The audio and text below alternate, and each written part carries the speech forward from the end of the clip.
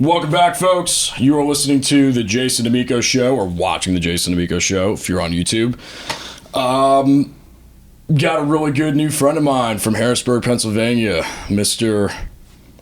Doctor, should I say, Philip Mann. And we met at a gig that I had at Federal Tap House. Yep. And you are an interesting cat. And we're here interviewing artists at the Millennium Music Conference, and I was like, you know what? Your story has got to be covered somehow on this podcast because you've got a lot of information and knowledge to share. And tell us a little bit about yourself. Well, I'm an assistant professor of organization and management at Harrisburg University. Here in Harrisburg, it's a STEM school. Mostly I teach project management, but I've got a wide-ranging career, and I think is what we were talking about. Military background and aviation to a certain degree. Aviation. I spent almost 30 years in the government, but I was in the Navy, Army, and the National Guard, and the Federal Aviation Administration. So I've been all over the place, and I've kind of learned some interesting life lessons because of that about goal setting and choices and stuff like that. And that kind of what ultimately got me into teaching adults, is trying to get people to understand how these things work and it's funny that you say teaching adults. There was one course, because we were talking about our undergraduates and Bachelor's of Science in Business. One of the classes that I had to take, I think it was called andragogy. Yep. And I'm sure you're very, very familiar with that term. I am. There's a difference between how adults learn and how kids learn, and it's like there's subtleties. I feel like we all still are 5-year-olds. But there's different methods of teaching. Could you talk a little bit about that? Because with your expertise, just for a minute or two on the key points. And I think it's useful for really anybody who's mentoring or training or just helping other people out. And a lot of times when people learn about teaching, they learn how to teach kids. They treat people as like they're a blank slate, that they come in just to absorb information, pass a test, and go on. But the andragogical approach, or just teaching adults, really has it takes into account that adults, we come into the teaching situation with baggage. Bias, baggage, experience, all that kind of stuff. That we come in on a very uneven platform. So if you and I are in the same classroom, taking the same class and the same subject, that we both have two different starting points, just from being human beings in the world and having different paths we took. We come to that, and that's really what teaching adults versus teaching kids is all about. Teaching kids,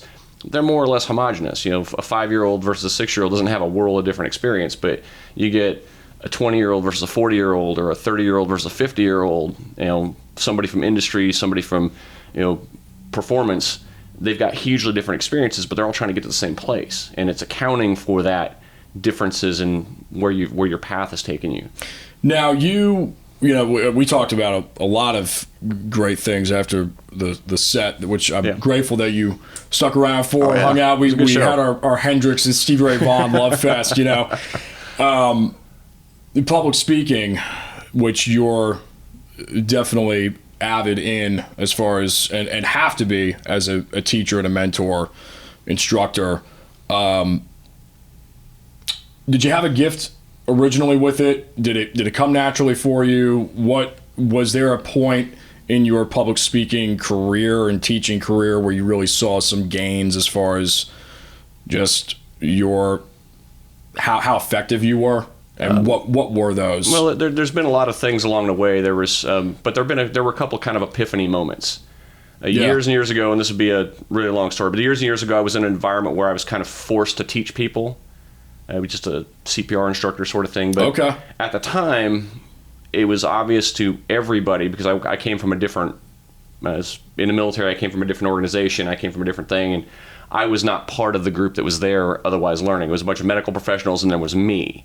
And I was an aviation electronics technician, but I was taking the same class. But there was an instance that part of this certification, you actually have to teach people in an actual course and get evaluated. And when I was walking up to do my teaching piece, and I had all the usual stage fright, butterflies, all that kind of stuff going on, but the instant I stepped up to the lectern, and looking right down the row in front of me, there's 40-something people in the room, I'm teaching CPR to the head cardiac surgeon, the head cardiac nurse, people who've forgotten more than I'm ever going to know.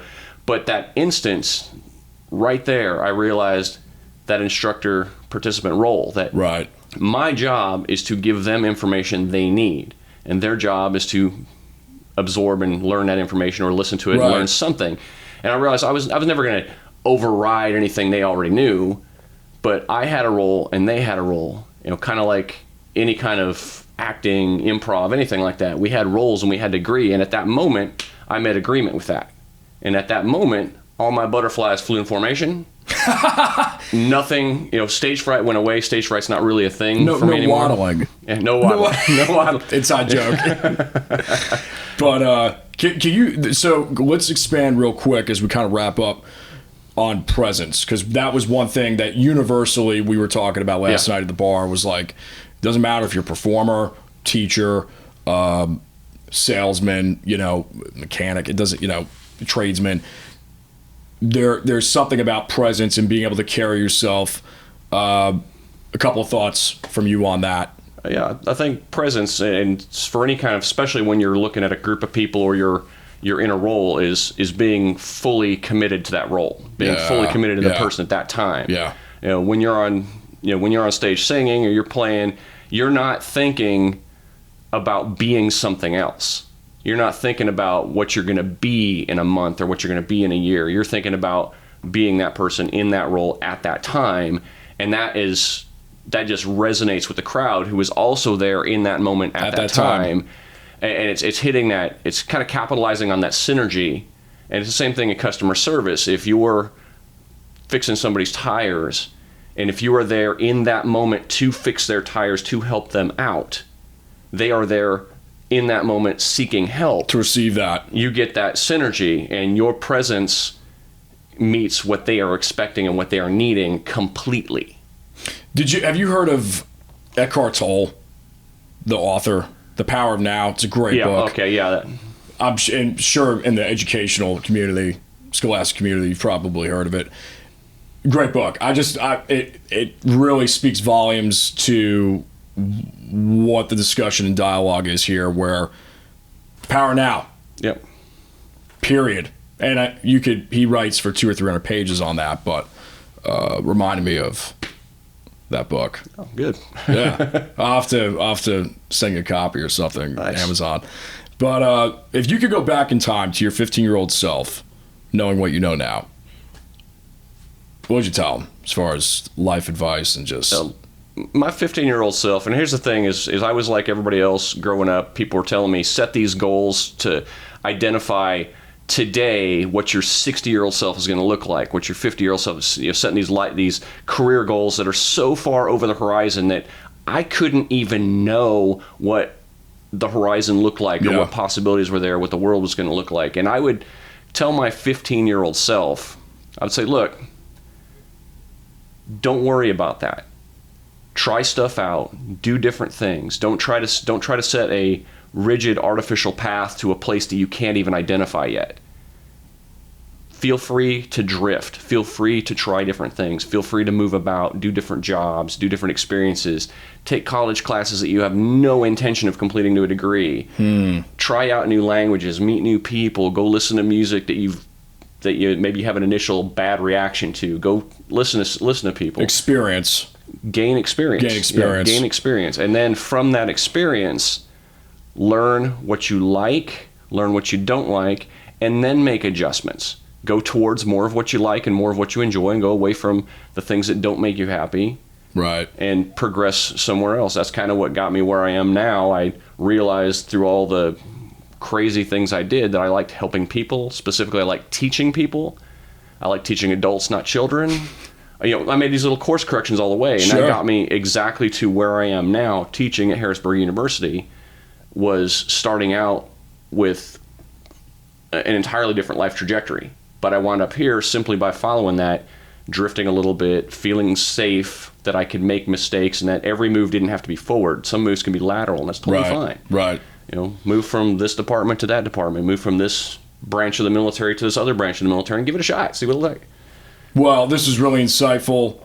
Any last words for you and the university? Anything you'd like to tell the viewers or listeners? I think pursue what you want to pursue. Go after where you want to go, and if going there takes you to college, Harrisburg University is a great place to go, especially in project management. You might see some of my classes.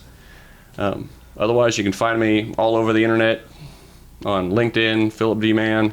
Cool. And then from there, it'll pan off to everything else. And double check with me. Send me all of that information through text, and we'll get it in the description box and all those platforms. But Jason Damico Show. Thanks for watching this segment or listening to this segment. We'll see you guys on the next one. Peace.